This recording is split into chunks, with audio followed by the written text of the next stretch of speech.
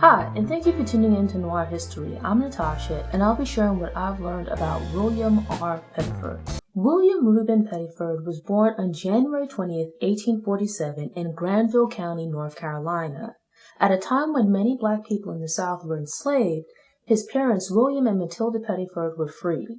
As a result, Pettiford was born free. His parents were also exceptional because while they supported themselves through farming like many other people of the time, they owned their land.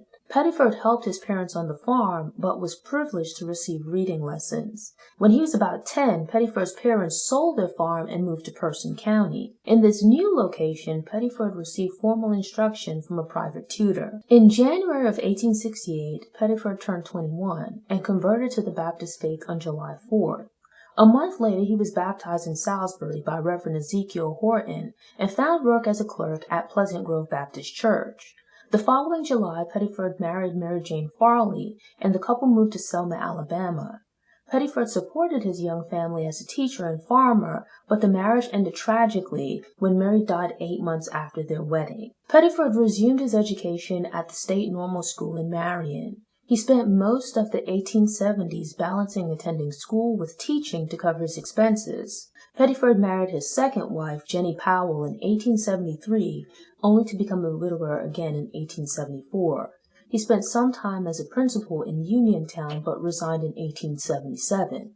Leaving his position as principal allowed Pettiford to fully dedicate his time and attention to his education. Pettiford began studying theology at the Selma Institute, now Selma University, from which he would receive a divinity degree. He had also remained active in his Baptist faith by attending and helping to lead prayer meetings and revivals. In 1879, Pettiford was licensed to preach by Marion's Baptist Church and was also hired as a salaried teacher at the Selma Institute. Pettiford married his third wife, Della Boyd, in November of 1880. The marriage produced 3 children. Around the time of his marriage, Pettiford was ordained and relocated to Union Springs, where he served as pastor of the First Baptist Church and principal of the local black school. Pettiford became acquainted with other Baptist leaders within Alabama, as well as Booker T. Washington. With encouragement from Washington and other leaders, Pettiford accepted what would become his most notable pastorate. The position was at the First Colored Baptist Church of Birmingham. When Pettiford joined the church in 1883, he became its 4th pastor in the decade since it was founded. The church was held in a store in a shabby part of town, had a congregation of 150 members, and was $500 in debt, a sizable sum in that day's money.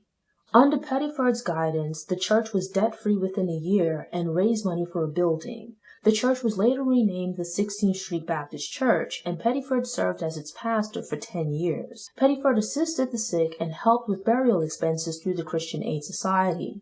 He worked with other black Birmingham leaders to push the city to create Industrial High School, Birmingham's first public high school for black students. During segregation, most black people were unable to open accounts at white-owned banks. In the 1880s, there were only 2 black-owned banks in America.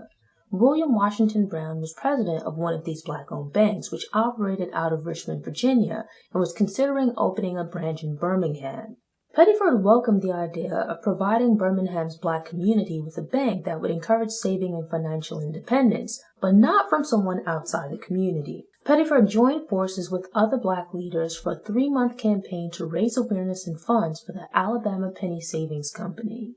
On October 15, 1890, the bank opened with a teller accepting $555 in deposits at a folding table.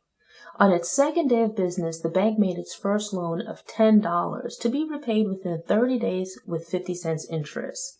It took the bank 5 years to acquire the $25,000 in cash assets required to incorporate in Alabama. Sharing some ideological similarities with Booker T. Washington, Pettiford also collaborated with white bankers. He used his relationships with white financial institutions to learn and to teach his workers bookkeeping and standard banking processes. A key partner was Steiner Brothers Bank, which helped Alabama Penny Savings successfully navigate the 1893 economic crisis. Alabama Penny Savings grew in tandem with the growth of Birmingham's black middle class. The bank launched in 1890 with $2,000 from the sale of stock and had $25,000 in assets by 1895. There was $78,000 in deposits in July 1902 and deposits had grown to $421,000 in October 1911. This growth was partially a result of Pettiford's belief in the importance of home ownership. Alabama penny savings allowed Black locals to not only save their money in a bank, but to also obtain mortgages, making home ownership an attainable possibility. The bank replicated this model for branches in Selma, Anniston, and Montgomery. The bank also profited from organizing real estate transactions. Its newly constructed headquarters opened in 1913 on 18th Street in the business district. Even this building served as a way to circulate Black dollars within the community. The building had 5 or 6 floors, but the bank only occupied some of the space.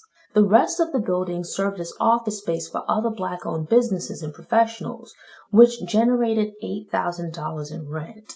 William R. Pettiford became ill in early 1914 and stepped down from leading the bank in April. His illness lasted about 8 months, culminating in his death from heart failure on September 20, 1914. Pettiford's funeral was held at the 16th Street Baptist Church. Unfortunately, Pettiford's influence was a gift and curse for Alabama penny savings. While the bank had thrived under his guidance for 25 years, it collapsed within a year after his death. Confidence in the bank declined after Pettiford's death and its assets were sold off. Its investors were eventually repaid, but many depositors lost their money. Thanks for tuning in to Noir History. I publish a new Black History Fact profile every week, so subscribe to the channel and click the notification bell so you don't miss any future episodes. And I'm hoping to finally create some downloadables, so keep an eye on the Media Noir website.